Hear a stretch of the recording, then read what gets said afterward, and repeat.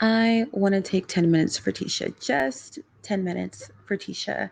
This most recent episode of Love and Marriage Huntsville showed me exactly what I expected from her, and that is cowardice. In Chinese face reading, a person's chin uh, dimples up quite a bit when they experience a lot of fear. Like basically, the muscles you use when you're experiencing an intense amount of fear frequently, your chin will start to dimple up in the middle of it, right? So, if you don't subscribe to ancient Chinese secrets in medicine, I mean, I don't know what to tell you, but it's pretty accurate.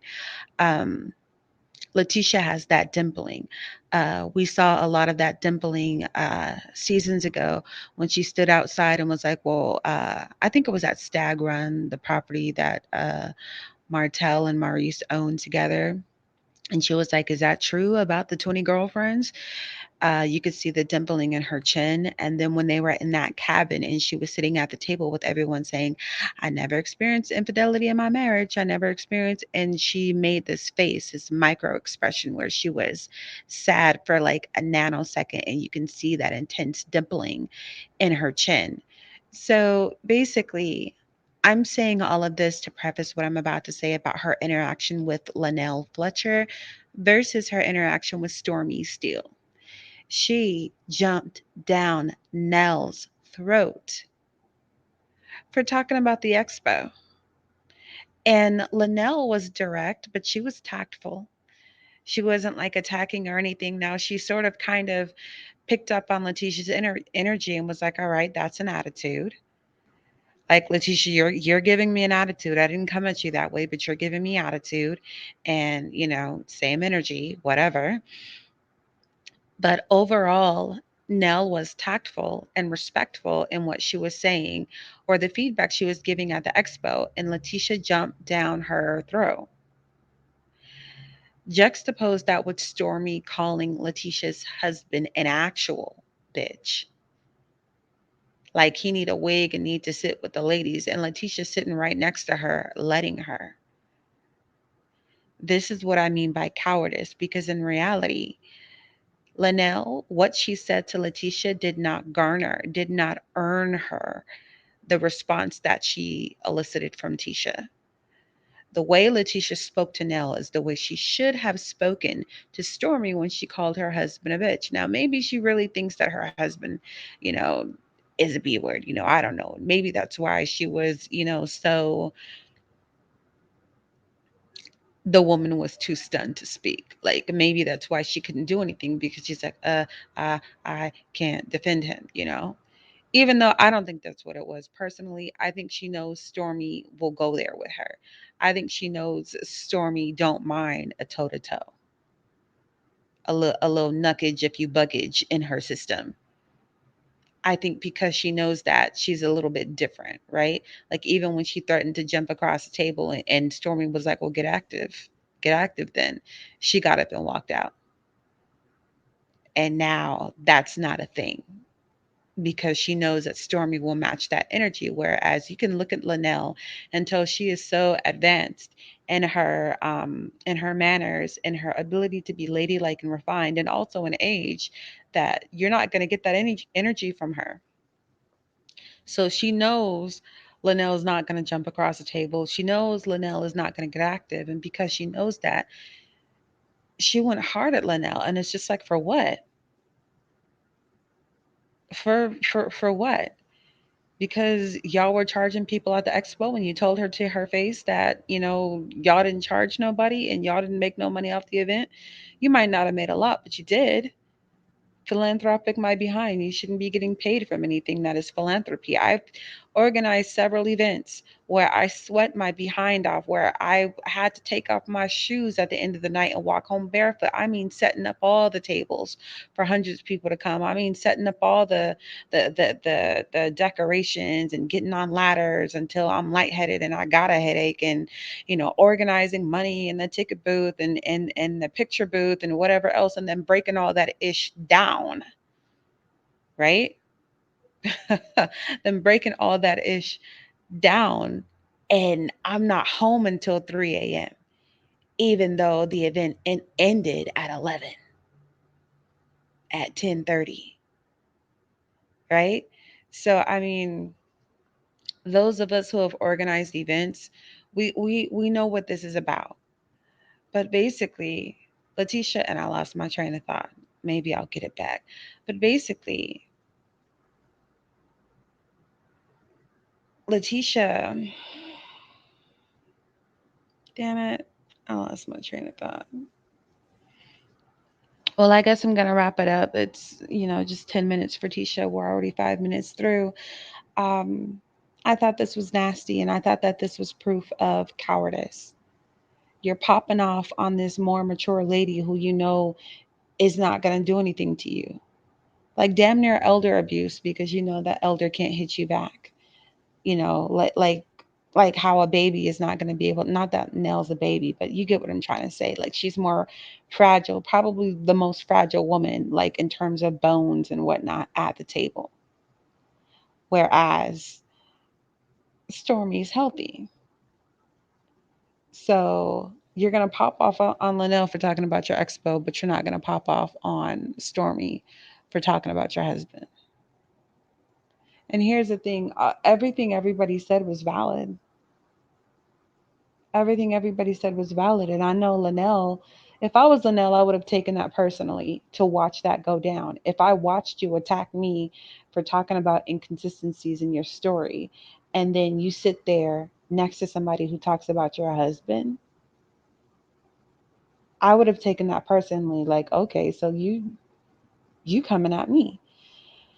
And lastly, I mean, Letitia said something about, oh, they're hating on me and they're mad that, I feel like they're mad that I threw the expo and they didn't. And I'm just like, the expo wasn't a big deal, Letitia.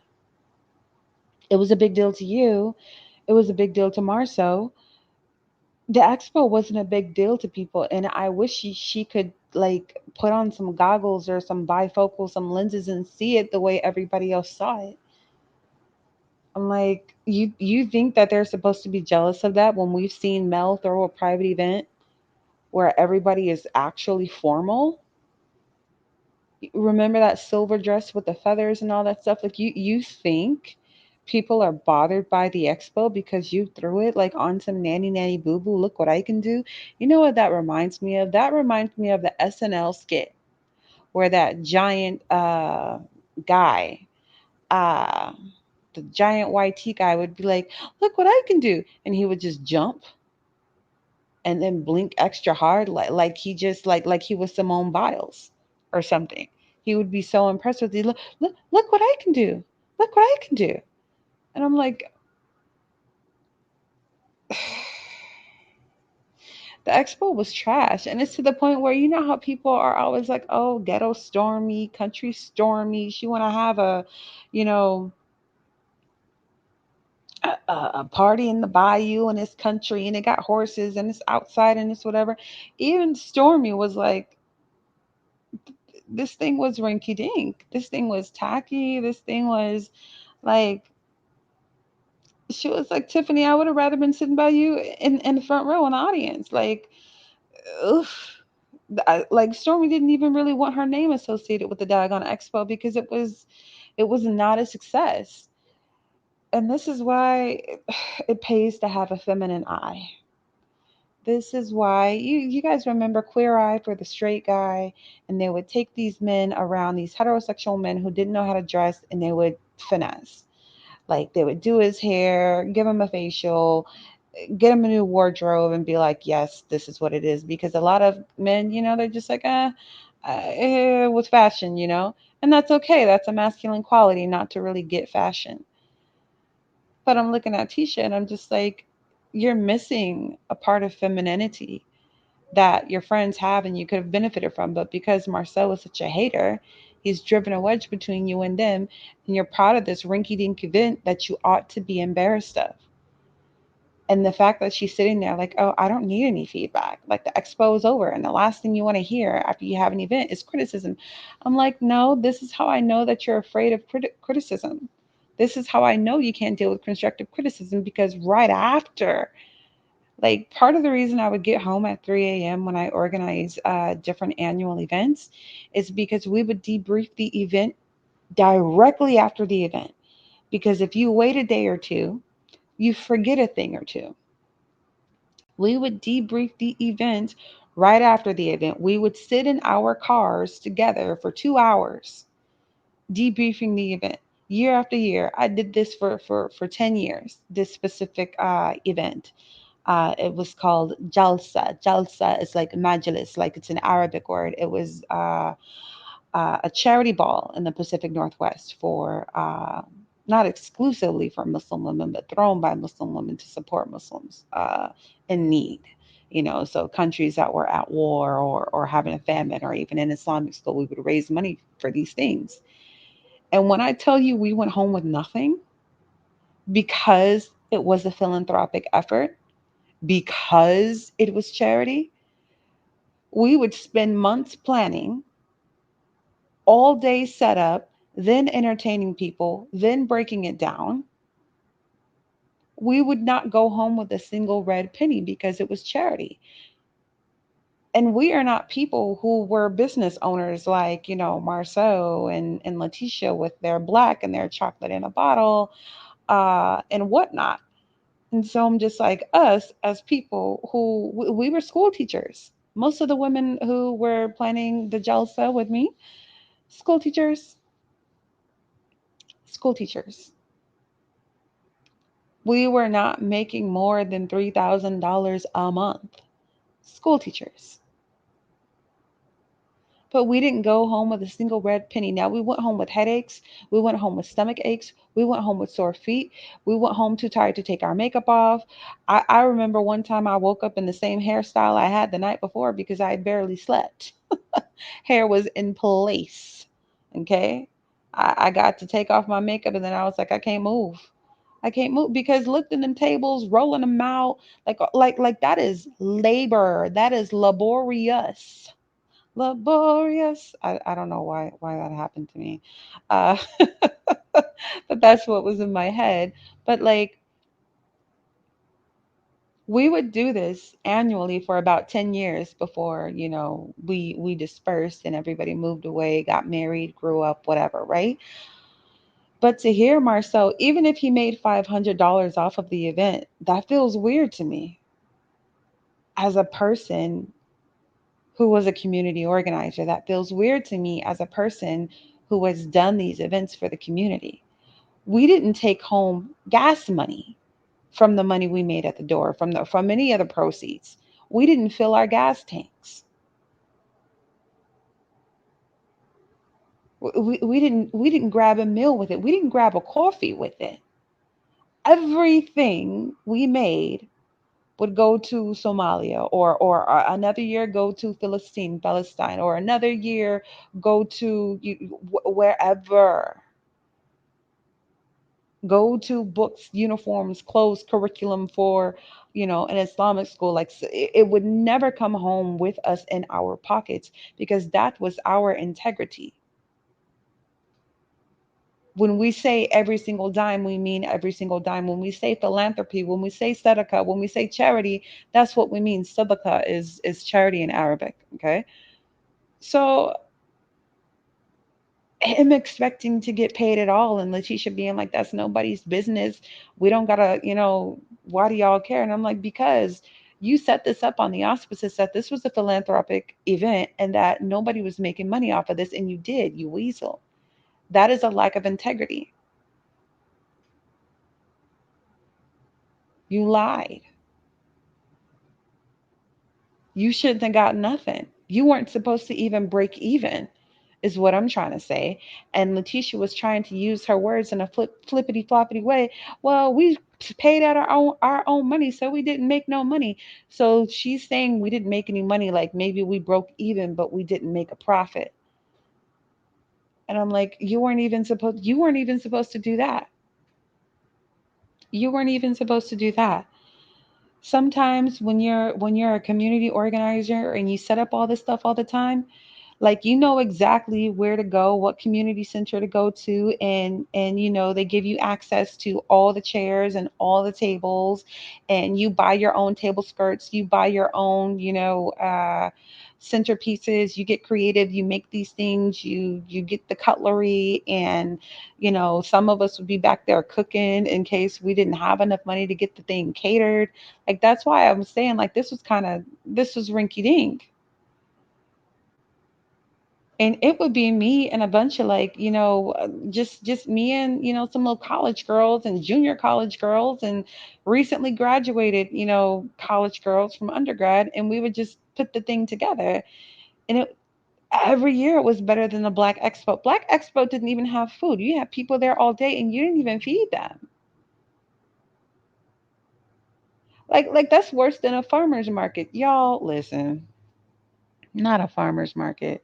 At least the farmer's market, they got samples. I mean, you can not spend nothing at a farmer's market and just walk around and leave full, because they want you to sample these watermelons that they grew, and they're proud of the fact that they still have black seeds in them. They want you to sample their coffee.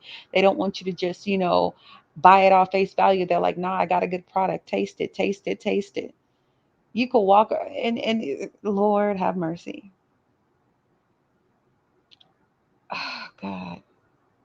I think that's a wreck. And again, the fact that Letitia can't see that shows me that she's got a really masculine eye for certain things. Like, she's not. Maybe that's why she dresses up her femininity so much. Like, maybe that's why she does the whole damsel in distress. Like, she goes really far with, like, the baby voices and things. Because you notice when she gets upset, the woman will say a clear sentence and it will be quick and you can understand every word. Okay. Every time she's been upset, she's made herself clear. Quartz crystal clear. Okay. Okay. But I mean, how do I say this? So, certain places in America, for example, there are mosques that don't want women there. Now, of course, it's haram or forbidden to not have women there, but people will do what they want to, regardless of what the religion says. And all male mosques, you know them as soon as you see them because they're not cute.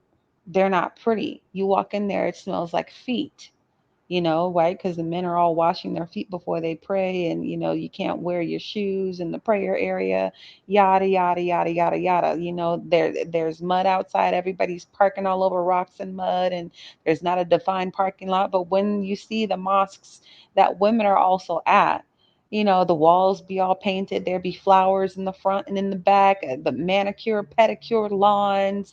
It smells like incense and oud and bukhor up in there. It smells like atare, like, there's food, there's coffee, there's a whole cafe in that mug where you can go and order your tea and your coffee and your sambusa, your samosas, your freaking nafaqa, like whatever it is, right? When women are allowed in there, because that's that feminine touch. Tisha couldn't give a feminine touch to, like, the best she could do was balloons, a balloon arrangement. But I'm just like, this mug wasn't even cute. Like it wasn't even aesthetically like anything to look at. And then it was disorganized. And then you have, well, these people paid, these people didn't pay. You look like a crook, you look like a scammer. Because there should have been one rule across the board, and really nobody was supposed to pay. So Marceau had that meeting with Courtney and he lied. He lied. Marceau is a liar. And I hope that it's brought up at the reunion, because he has a consistent pattern of just lying on the show, contradicting himself on the show, and not being held accountable for it. Ain't no flashback for it. Now, I don't know what's going on with him this season, because now production got all the flashbacks. All the flashbacks. And it's wonderful to see. But prior, I'm just like he was like, man, it was on the internet that you were supposed to pay. Your own Kimmy and Maurice, your own Scott 2.0 didn't even know they were quote unquote supposed to pay. You want to know why? Because they weren't supposed to pay. You saw an opportunity to get you some money. A green eyed demon jumped in you and you obeyed it. He had no intention. He literally said in the comeback group meeting, anybody who expects to get paid off of this is selfish. He said that to Mel's face when she said, well, what are y'all paying speakers? What's your budget for speakers? Anybody who expects to get paid off of this is greedy, is what the Negro said. And then what did he do? He went and showed that he's greedy. He went and showed his greed and got paid. I think this is a hot mess. Um, I mean, I'm happy to see it because there's so much to learn from it. But you can't do like this. And if you have a problem with integrity, or if you're not sure what integrity is, this episode teaches a powerful lesson in integrity, especially when they're dealing with the Fletchers, right? Because they lied to the Fletchers at that dinner. They did a lot to the Fletchers at that dinner, and the way that they treated the Fletchers, I'm just like, y'all don't even got a problem with the Fletchers, and you're already, well, is there cheating in your marriage? Like, you're looking for ammo. And then let's talk about how Letitia had totally different energy for Linnell at the baby shower, or at the intro to Ace, than she did at the dinner. It's like, why are you acting like this? Where is this energy coming from? But there's nobody else in the group you feel as comfortable popping off on. So you're popping off on Nell, harmless as Nell. I don't know how old Nell is, but I don't like that. I don't like that. Nell seems a little older than the rest of the group. She seems like she's just so much younger than Wanda. Like maybe by like maybe she's just a little bit older than Kimmy. I don't like that. I mean, if I was there, I, you can tell Letitia's a coward because she tries to be a bully. And my thing is, Letitia, you don't even have the mental fortitude to be a bully. You don't have the mental quickness to be a bully. You don't have the wit to be a bully, so you shouldn't. You don't have what it takes to play the bad guy, but you keep being the villain.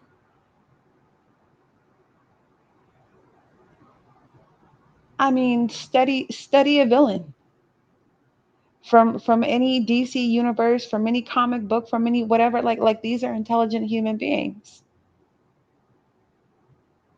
And some of them, I mean, there's rhyme and reason to what they do. There's a method to their madness.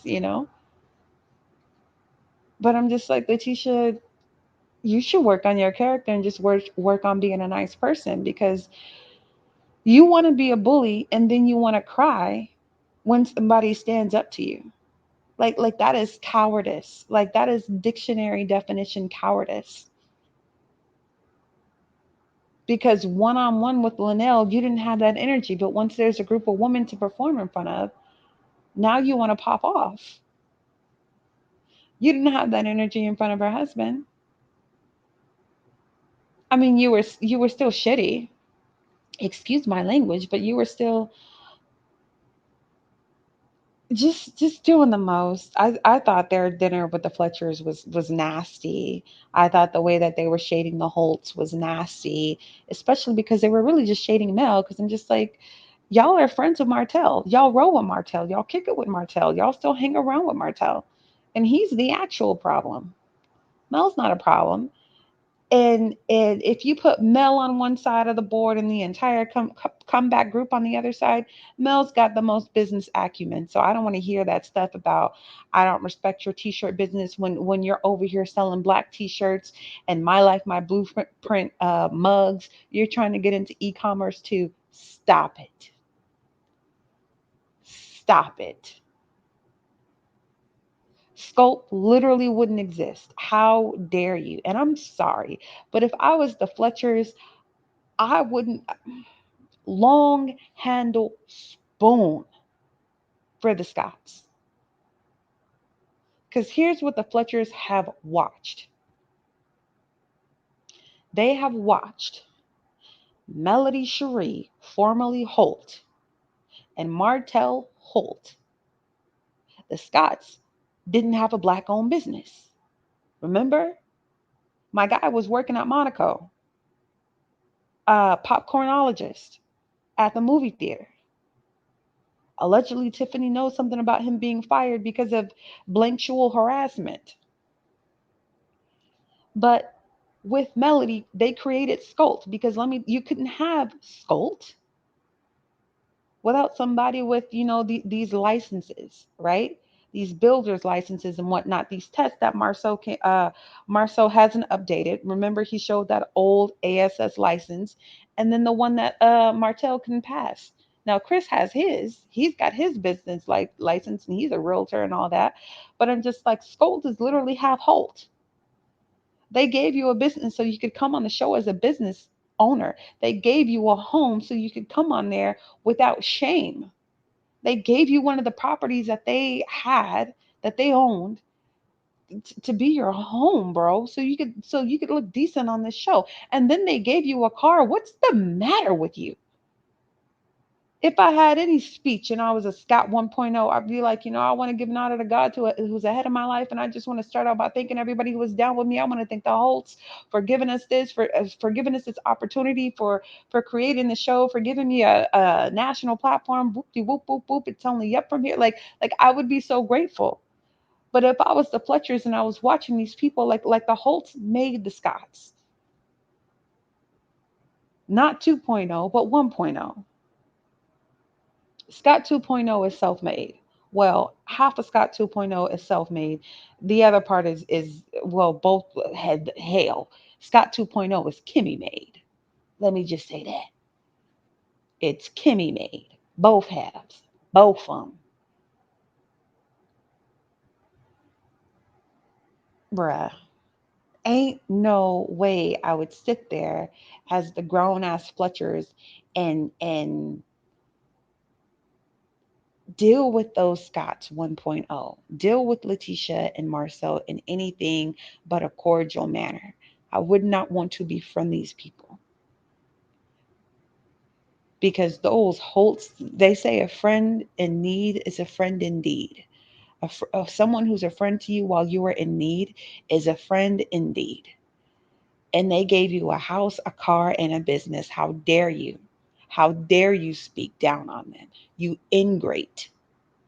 And that is one of the most unsavory qualities that a human being can have, is that of ingratitude. I wouldn't want nothing to do with it.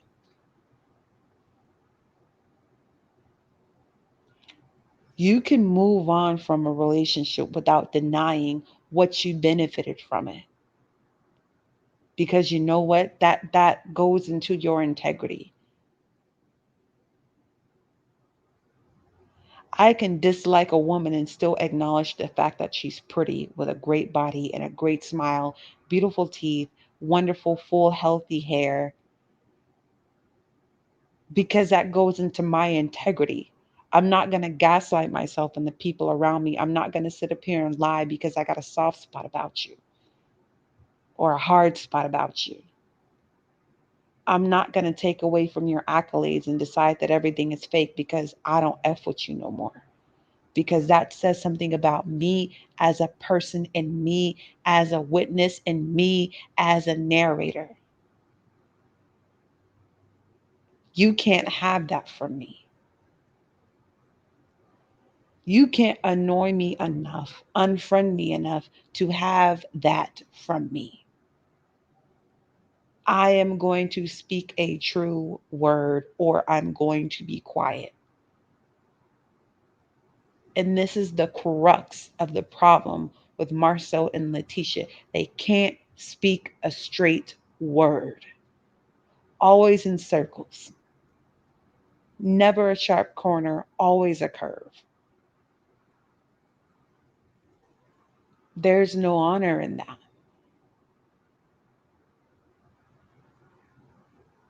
Literally, if Letitia would have sat there and took that constructive criticism, she could level up the next Black Expo.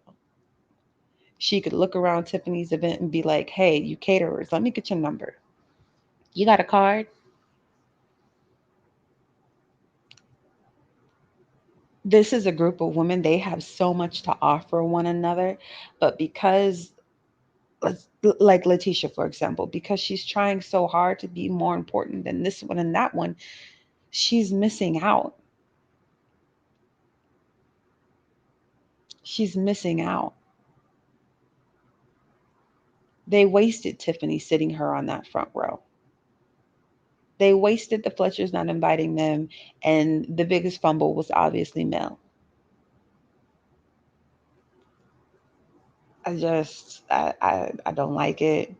I think Tisha's a coward for going after Nell and not uh, Stormy, when in reality, Stormy is the one who straight up put her mouth on her husband. He's a woman, he's a bitch. And here's the deal, I don't necessarily disagree with that, but I don't know how comfortable I would be saying something like that in the face of, like, I would temper my words personally. But once it became a group joke, then yeah, it was kind of a softer blow, and maybe I would have joined in. But to initiate that, like, that was brazen. That wasn't even bold. That was brazen. And Stormy didn't give a f because it's like she already sniffed you out, Tisha. What is you gonna do? What is you gonna do? Nothing. And the only reason you used to pop off on Mel is because Mel was twiggy. Mel done put on weight. She done put on happy weight. You don't want none of Mel now. Y'all remember when Mel was real little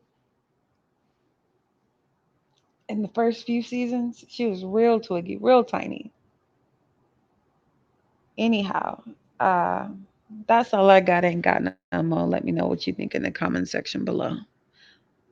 I'm Uppity and I'm out of here.